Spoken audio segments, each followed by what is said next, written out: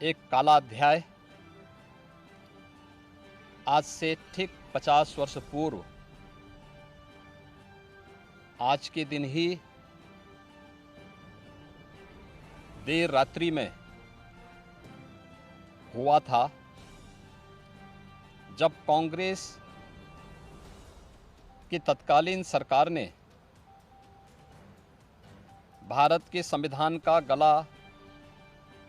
घोंटते हुए लोकतंत्र को पूरी तरह समाप्त करने की साजिश रची थी।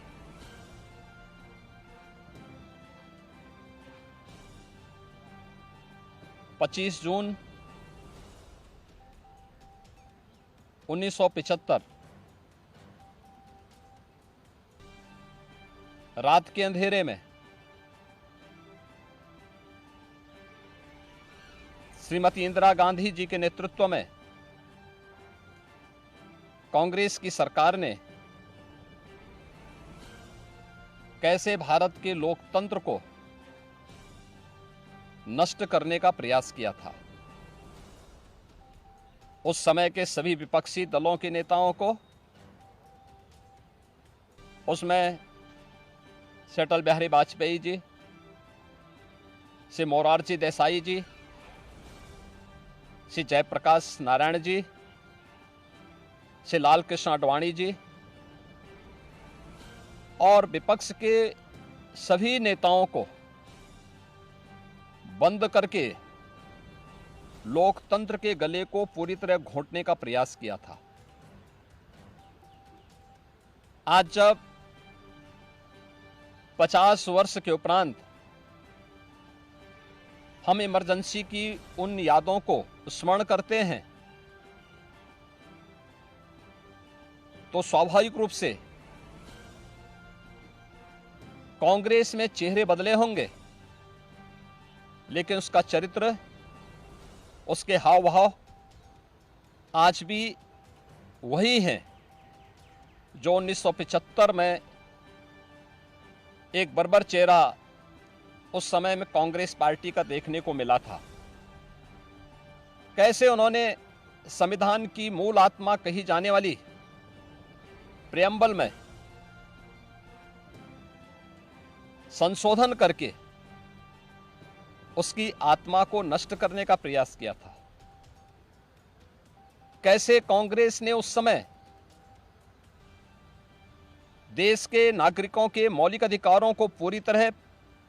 प्रतिबंधित कर दिया था। कैसे न्यायालय के अधिकारों को कांग्रेस पार्टी ने उस समय में बंधक बना के रख दिया था। और आज भी कांग्रेस पार्टी में भले ही नेतृत्व बदला हो, लेकिन उसका चेहरा बदला हो, लेकिन चरित्र तो उसका आज भी वही है। ये लोकतंत्र की दुहाई देते हैं, लेकिन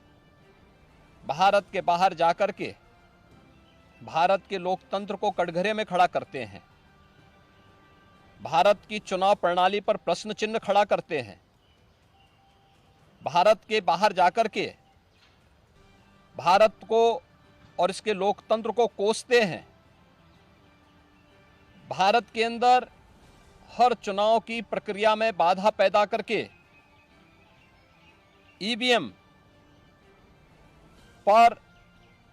अपने अकर्मण्यता का दोष थोपने का प्रयास करते हैं। एक तरफ कांग्रेस का यह तानाशाही पूर्ण रवैया, जिसने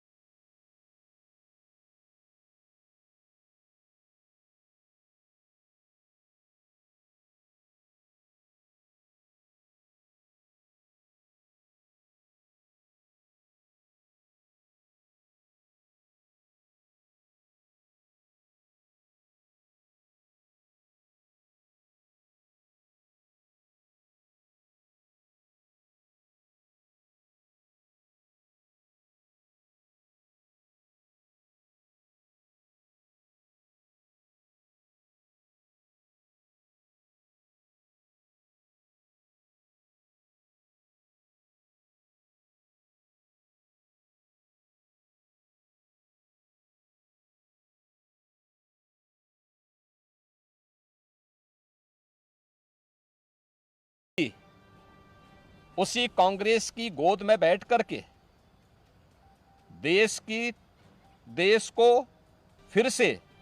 कांग्रेस की तानाशाही और लोकतंत्र विरोधी, संविधान विरोधी तंग दायरे की ओर धकेलने का कुत्सित प्रयास कर रही है। कांग्रेस आज भी उसी रास्ते पर चल रही है और उसी का परिणाम है। जहां भी कांग्रेस नेतृत्व की सरकारें हैं, उनका रवैया, उनके कार्यप्रणाली, उनके द्वारा किए जाने वाले कृत्य इस बात के उदाहरण प्रस्तुत करते हैं। उनके जो सहयोगी हैं, बंगाल में टीएमसी है, केरल के उनके सहयोगी हैं, या तमिलनाडु के उनके सहयोगी हैं, या कांग्रेस नेतृत्व की सरकारें जहां कार्य कर रही हैं, उनकी कार्य पद्धति को आप देखें। जो लोग जनता को गुमराह करके संविधान के नाम पर संसद की कार्रवाई को बाधित करने का प्रयास कर रहे हैं, वे लोग कभी अपने गिरेबान में भी झांक के देखें। क्या उन्होंने सही मायने में संविधान का पालन किया था? क्या ये सच नहीं कि देश की संसद में कांग्रेस के एक वरिष्ठ नेता ने वहां पर जिस प्रकार का आचरण किया था, एक बिल को संसद के फ्लोर पर ही किस तरीके से अपमानित करने का काम किया था, वहां फाड़ने का काम किया था, ये क्या किसी से छुपा हुआ है? या अन्य अनेक ऐसे कृत्य जिसने लोकतंत्र को कमजोर किया है और लगातार देश के लोकतंत्र को कमजोर कर रही है, ये सभी कांग्रेस के वे कृत्य हैं जिसके लिए कांग्रेस को यह देश कभी माफ नहीं करेगा। कांग्रेस पार्टी को और कांग्रेस की तानाशाही में प्रत्यक्ष और अप्रत्यक्ष रूप से सहभागी बने उन सभी राजनीतिक दलों को भी, जिनका उदय ही देश के अंदर कांग्रेस के खिलाफ लोकतंत्र को बचाने के लिए हुआ था, आज वे कांग्रेस की गोदी में बैठ करके जिस तरीके का आचरण कर रहे हैं, यह देश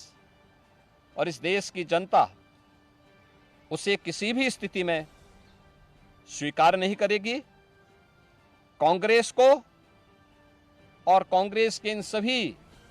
सहयोगियों को, जिन्होंने लोकतंत्र को कमजोर किया है, संविधान के प्रावधानों को समय समय पर मानने से इनकार किया है, इसके लिए आज इमरजेंसी की 50 वर्ष पूरे होने पर